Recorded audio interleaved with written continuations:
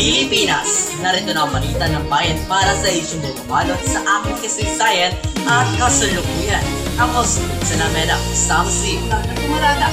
Sa araw nito, tatalakayin natin ang tatlong mahalagang konsepto: aktivismo, kasarinlan at batas militar.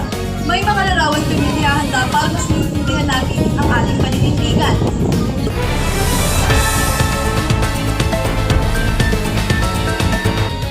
Sa unang larawan, makikita natin ang mga kabataan malamang sa kilos protesta.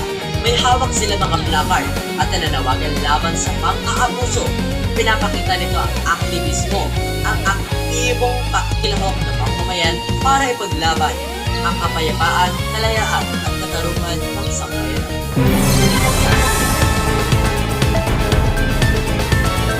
Ikalawang larawan, ito ay sumisimbolo sa kasarinlan. Ang paganggas ng Tatlonero laban sa mga Espanyol ay patunay na handang ituwis ng mga Pilipino ang buhay para sa kalayaan ng bayan.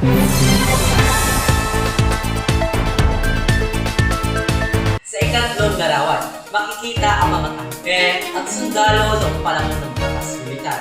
Dito sinupil ang kalayaan sa mamamayan at maraming aktivista ang inaresto.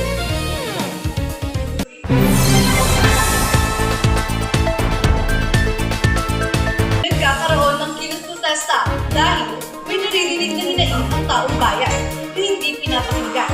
Kapag may katiwalian, paglabag sa karapatang tao o batas na hindi makatarungan tulad ng batas militar. Ang mga protesta ang nagiging boses ng marami. Tama, sabi ng Rizal, ang hindi marunong dumimo sa pinanggalingan ay hindi makakarating sa paroroonan. Kung hindi tayo kilos, mauulit ang mga nakaraan.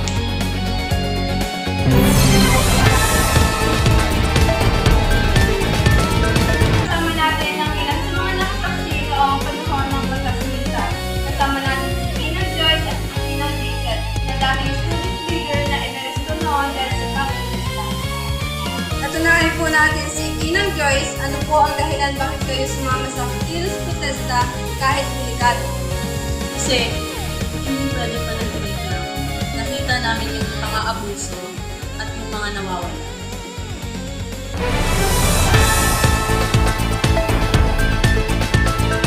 Ngayon, mga kasama natin ulit si Pinang Jason. Ano po ang dahilan bakit kayo sumama sa kilos protesta kahit delikado?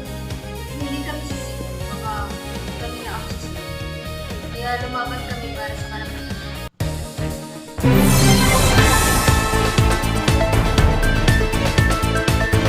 Kayo naman po, ano po ang mensahe ninyo sa kabataan ngayon? At huwag niyong kalimutan ang pagkakita. Ano po, Ginoong Brian? Ang kalayaan nyo ngayon, dugo ang binayad namin. Mag-aral, magtanong, at tuminasay. Never again sa Marshall.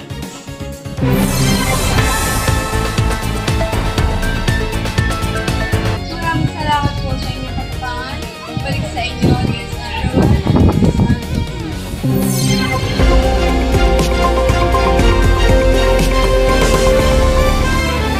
Bilang mga kabataan, Naninindigan kami na ang aktivismo ay hindi krimen. ito ay pagmamahal sa bayan Pinapangako namin na hindi namin kakalimutan ang aral ng kasaysayan.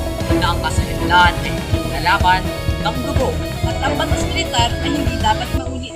Ang aming boses, Susulong namin para sa katotohanan katarungan, at kalayaan. tumindig tayo. Iyan ang aming ulat. Muli ako si Salameda. At ako si Dana Pumarada para sa Balita ng Bayan. Magandang araw, Pilipinas!